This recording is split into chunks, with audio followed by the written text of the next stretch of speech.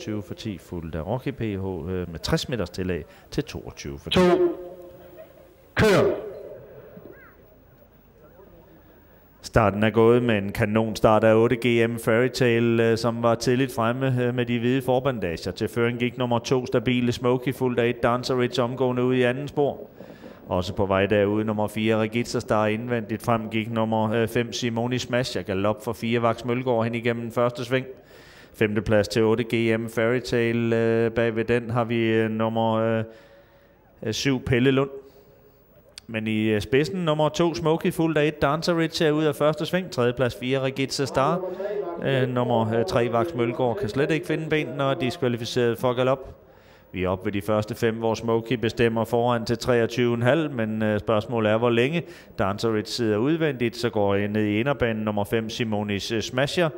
Derefter følger med som 4 nummer 4 Regitza Star.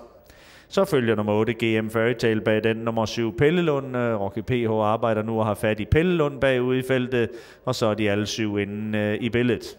Rocky PH begiver sig fremad i feltet for Michel Mønster efter at have fået lov til at tage sit tillæg rimeligt billigt ind.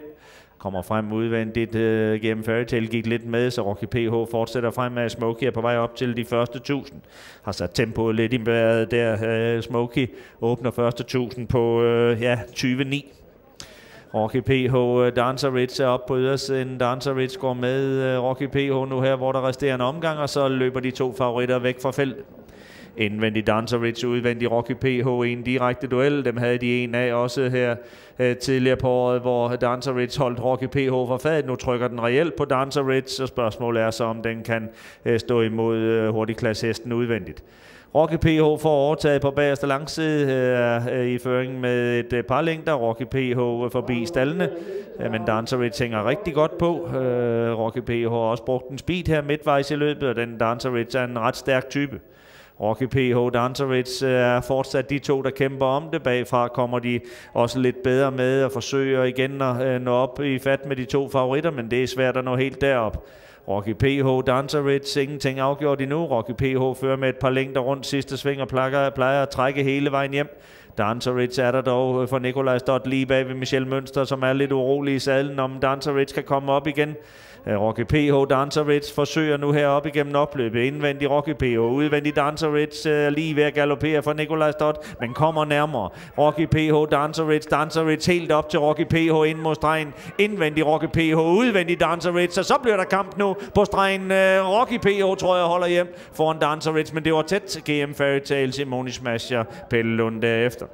Jeg har 13-4 på stopuret sidste 1000. Jeg tror, Rocky PH holder hjem indvendigt, men det er kun med mindst mulig marginal. Og det var frisk over Michel Mønster ikke at trække det norske hovedlag i dag. Men jeg tror, den holder lige nøjagtigt Dancer Rich stangen ind over målstregen. Indvendig Rocky PH, udvendig Dancer Rich i 13 fart sidste 1000. En seværdig affære mellem de 2 favoritter. GM Fairytale på afstand 3. Jeg tror altså, det er tæt, som I kan se det. Rigtig tæt. Rocky PH, Dancer Rich, I holder i kupongerne ind til målfoto har talt.